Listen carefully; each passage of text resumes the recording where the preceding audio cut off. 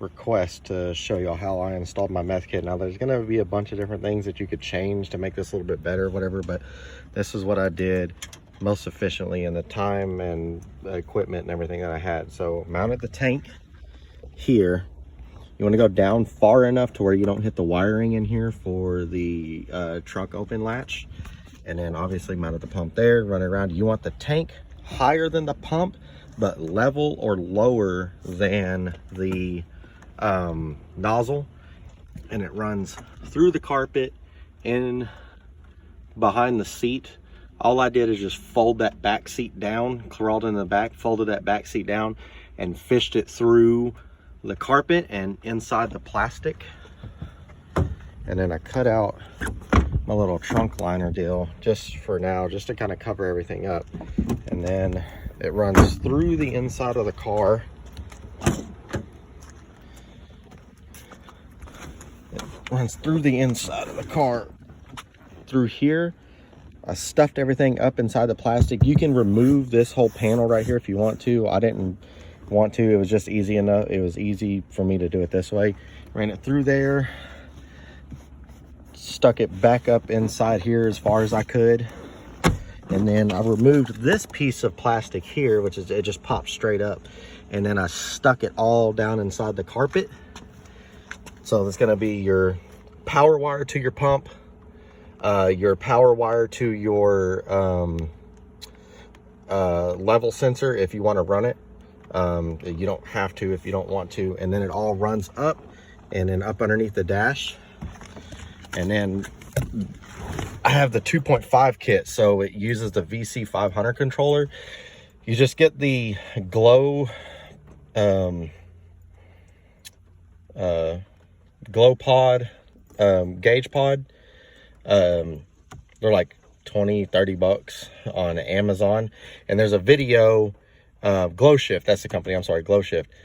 Glow Shift has a video on YouTube that shows you how to take all of this off, and shows you how to install their pod. My car's a base model car, obviously.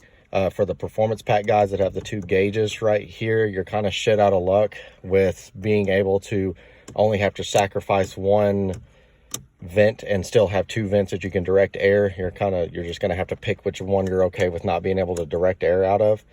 And then what I did is I took a stepper drill bit and drilled a hole. Whenever you pull this off where the air comes in, I just drilled a hole in there, pulled the radio and everything back, stuck a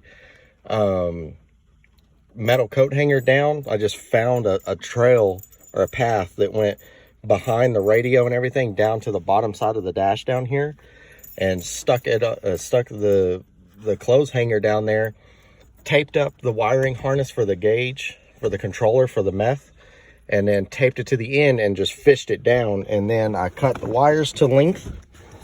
The boost reference deal will run up inside there too. There's a little rubber grommet right back there. Kind of hard to see, the stupid camera will focus. So I run the meth injection hose through there, the power for the gauge or for the controller, and the vacuum source line also runs through there. And then I just ran a red wire back behind. It's not the most ideal place and all that to run it, and it runs over here. Now you could hide this a lot better than I did. I was just kind of in a rush when I did it. I'm going to change it later. And then you go to that fuse right there, get an add a fuse kit off of Amazon. It was like $3 for a bunch of like 10 of them. And then you can see the check valve right down there.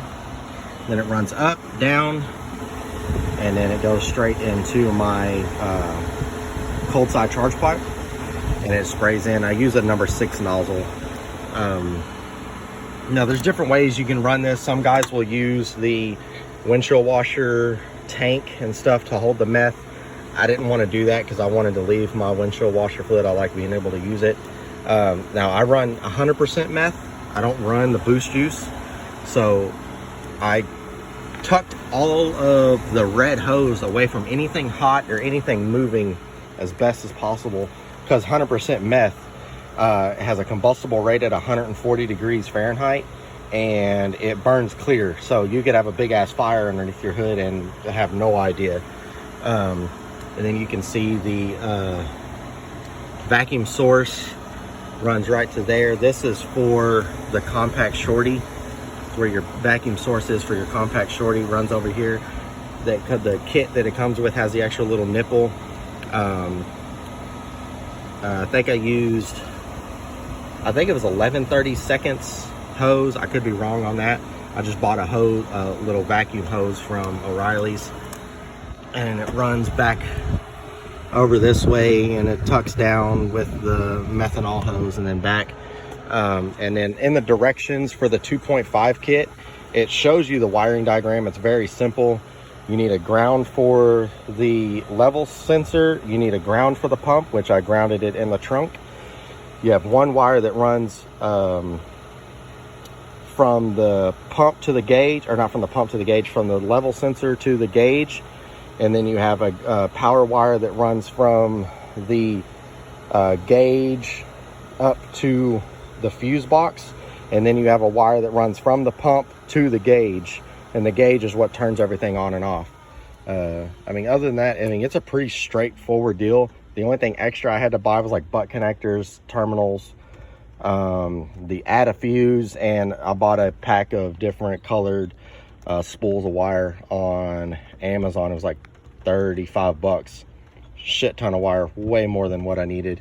Now, a lot of guys I've seen will run it underneath the car. You can use AND line and braided hose and run it underneath the car. I just used what came with the kit because it's just a single nozzle setup. It's not anything other crazy than that. So I mean, there's a lot of different ways that you can change this up and customize it to your settings and your liking, but this is like your most straightforward, basic, easiest way to install it. The hardest part, honestly, was putting the gauge in. That was a bitch, pulling all the plastic stuff off. Other than that, I mean, it was really straightforward and really easy. Just take your time. It took me like, I think, 3 hours to install the kit. Doing it by myself, I've never installed a meth kit before in my life, so it's really, if I can do it, anybody can do it. It's really super easy. So, and don't be scared about the wiring. Everything's color coded, and the directions in the kit explain everything very, very simple. I mean, you honestly can't screw it up. So I mean, if y'all guys got any questions, just comment and I'll answer them the best I can.